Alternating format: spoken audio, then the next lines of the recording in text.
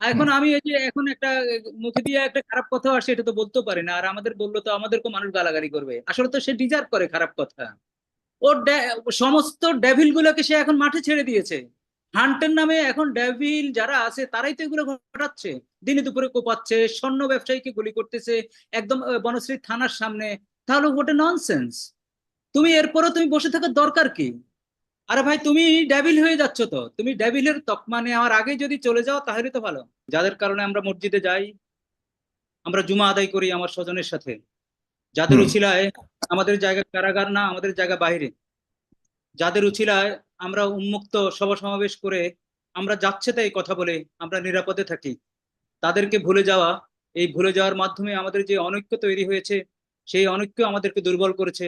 এবং এই দুর্বলতার কারণেই আজকে যা কিছু ঘটছে তা হচ্ছে। ইরান ভাই রাইটলি বলেছেন যে ওরা 17 বছরের একটা বেনিফিশিয়ারি।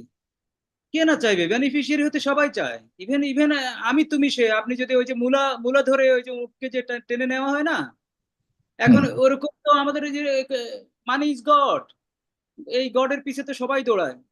17 বছরে যে কালো টাকার মালিক যারা হয়েছেন, আমি বারবার বলতেছি, তারা অলরেডি পারচেজ করে ফেলেছে আমাদের ইভেন আন্দোলনকারীদেরকে। মানে আন্দোলনকারী বলতে আমরা যারা আন্দোলনে ছিলাম, বিভিন্ন প্ল্যাটফর্ম থেকে, বিভিন্ন প্ল্যাটফর্ম থেকে তারা অলরেডি পারচেজ করে ফেলেছে। কিভাবে পারচেজ করে ফেলেছে?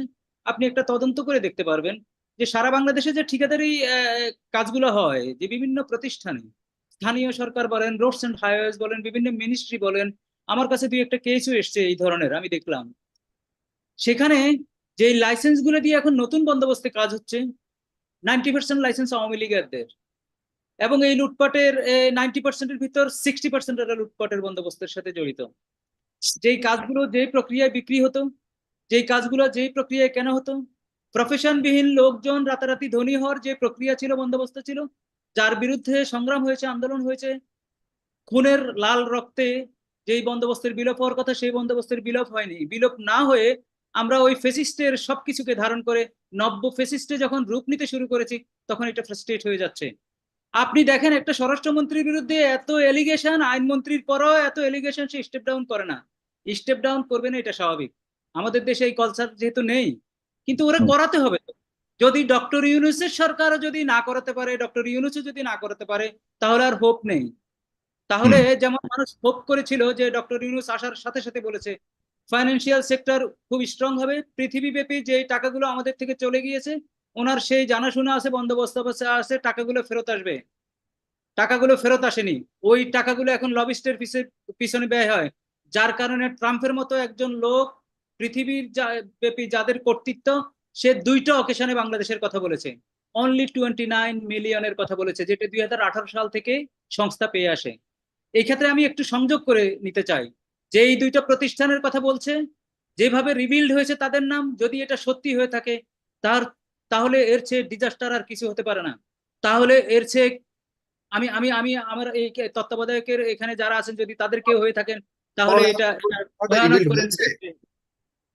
আমি আমি আপনার সাথে আমি নাম বলবো না, তবে আমি আচ্ছা, রিবিল্ডের। আমাদের সাথে হ্যাঁ, এটা এটা এটা একটা সন্দেহের তালিকায় রাখা হয়েছে। হ্যাঁ, আমি যেহেতু একজন লয়ার, আমি আমি সাধারণত অ্যাকিউজকে ধরে গিলটি বলি না। এটা হুম। আমাদের আইনের ভাষায় নিষেধ আছে। আর রাইট। তাছাড়া আমি এই মুহূর্তে বলাটা সমীচীন বলেও মনে করবো না, এটা অলরেডি জেনে গেছে সবাই।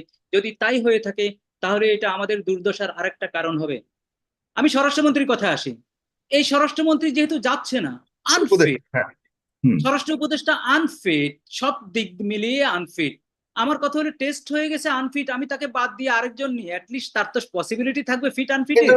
তার মানে তার আনফিট কি আপনার চোখে বলছেন? তিনি তো নিজেকে সম্পূর্ণভাবে ফিট বলেই তিনি গত রাত্রেও তিনি বারবার উচ্চারণ করেছেন, আজকেও তিনি অনেকটাই বলেছেন যে অনেকটা তোয়াক্কা না করার মতো বডি ল্যাঙ্গুয়েজ। ব্যাপারটা এরকম যে আমার তো আপনি জানাজানি হয়ে গেছে, সুতরাং উনি এটাকে খুব বেশি গুরুত্ব দিচ্ছে, মানুষের প্রতিবাদকে, মানুষের প্রতিক্রিয়াকে গুরুত্ব দিচ্ছে বলে মনে হচ্ছে না। মানে ব্যাপারটা কি ঠিক এরকম যে রাজনৈতিক মন্ত্রীরা যেরকম একটা আচরণ দেখাতো সেরকম আচরণই ওনার মধ্যে দেখা যাচ্ছে? শুনেন, আমি বলি কি, ডেভিল হান্ট, শয়তান, শয়তানকে ধরতেছে স্বীকার। তো। হুম। শিকার কত কঠিন একটা শব্দ দিয়ে নামছে। হুম। এখন আমি এই যে এখন একটা মুখে দিয়ে একটা খারাপ কথা আসে, এটা তো বলতে পারি না, আর আমাদের বললো তো আমাদেরকে মানুষ গালাগালি করবে। আসলে তো সে ডিজার্ভ করে খারাপ কথা। ওর সমস্ত ডেভিল গুলোকে সে এখন মাঠে ছেড়ে দিয়েছে। হান্টের নামে এখন ডেভিল যারা আছে তারাই তো এগুলো ঘটাচ্ছে, দিনে দুপুরে কোপাচ্ছে, স্বর্ণ ব্যবসায়ীকে গুলি করতেছে একদম বনশ্রী থানার সামনে। তাহলে ওটা ননসেন্স। তুমি এরপরও তুমি বসে থাকার দরকার কি? আরে ভাই তুমি ডেভিল হয়ে যাচ্ছ, তো তুমি ডেভিলের তকমা নেওয়ার আগে যদি চলে যাও তাহলে তো ভালো। আমি এই ক্ষেত্রে একটা জিনিস সংযোজন করি, আমি তো মনে করি বড় দল বিএনপি যারা ডিফেক্টো ক্ষমতায় আছে এবং ক্ষমতা যাওয়ার সম্ভাবনা সবচেয়ে বেশি যাদের, তারা এখন একটা জাতীয় ঐক্যের ডাক দেওয়া দরকার। জাতীয় ঐক্যের ডাক দেওয়া দরকার 3-4টা ইস্যুতে, বেশি ইস্যু না। হুম। প্রথম ইস্যুটা হলো যে শহীদরা শহীদ হয়েছেন, যারা পঙ্গুত্ব বরণ করেছেন, তাদের যে বিচারের কথা আমরা জুলাই বিপ্লবের 6 তারিখ 7 তারিখ 8 তারিখ 9 তারিখ 10 তারিখ 1 মাস ব্যাপী যে আমরা বলেছি বিচার করো বিচার করো, এই ব্যাপারে তারা একটা ঐক্যমতের ডাক দিবে যে বিচার প্রক্রিয়াটা স্লো হয়েছে, কিভাবে সাহায্য করা যায়, সমাধানটা সহ আসবে। আমি শুধু সমালোচনা করব তা তো হতে পারে না, আমি সমাধান দিতে হবে। আমি যেই রাজনৈতিক দলগুলো সমালোচনা করতেছে আমি এট দ্য সেম টাইম তাদেরকে সমাধানের কথা আমি বলতে রাজনৈতিক হবে। দলের সমালোচনা করে আসছি, সেগুলো নিয়ে আচ্ছা, কথা আমি তো আছে, আমি কিন্তু আমি কথা আজকের বলি। এই জি, এই আমি আজকের পরিস্থিতি পরিস্থিতিকে বেশি ফোকাস করতে চাচ্ছি। আমি তার এই মানে এই পরিস্থিতি এই বলেন। পরিস্থিতি আপনি আলোচনায় আনছেন, এই পরিস্থিতি নিয়ে আমরা সমালোচনা করতে পারি দিনের পর দিন, কিন্তু সলিউশন তো আমাদের এই এই ওপিনিয়নের মাধ্যমে বেরিয়ে আসতে হবে। আমি এই কারণে সলিউশনের কথা বলছি।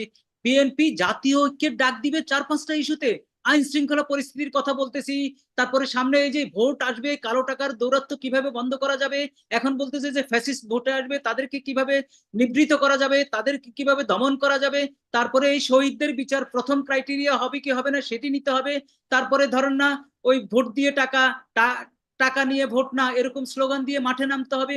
এই কতগুলো ইস্যু নিয়ে বিএনপি জাতীয় ঐক্যের ডাক দিতে পারে না? তারা তো জাতীয় ঐক্যের ডাক দিয়েছে, 31 দফার মাধ্যমে জাতীয় ঐক্য করেছে, জাতীয় সরকার গঠন করার অঙ্গীকার দিয়েছে। তো এখন নয় কেন জাতীয় সরকার? এই ভোটের জন্য হলো তো জাতীয় সরকার গঠন করুক, পরবর্তীটা নির্বাচিত হয়ে করুক। আগে ফ্রি টেস্টের মাধ্যমে একটা জাতীয় সরকার ওনারা করুক না, কে আসবে কে যাবে তখন দেখা যাবে। তখন তারা যারা যাবে না তারা জাতীয় বেঈমান হবে।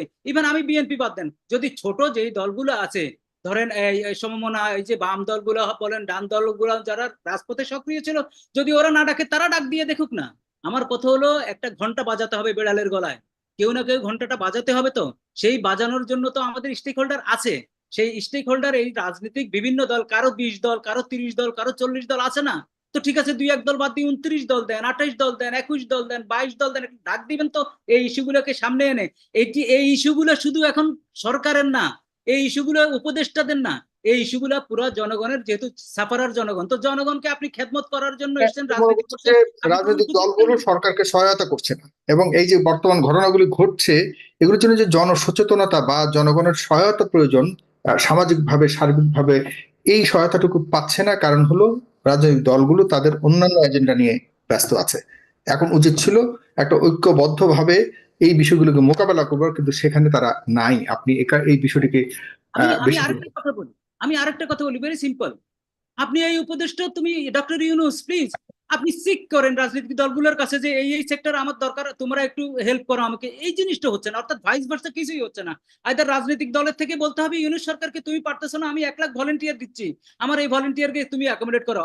আদার আদার সাইডে ডক্টর ইউনূস কেন বলে না যে ভাই আমি এই জায়গায় পারতেছি না, তুমি আমার সাহায্য করো, 5 জন লোক দাও, 10 জন লোক দাও, 20 জন লোক দাও প্লিজ, তুমি বা একটা ভলেন্টিয়ার নিয়ে করতে পারো। আমরা করছি না, নিরাপদ সড়ক আন্দোলন হচ্ছে না, রাইট। ছেলেপেলেরা ট্রাফিক করতেছে না, 3 দিন সরকার ছিল না, গ্রামে গঞ্জে পাহারা দিচ্ছে না।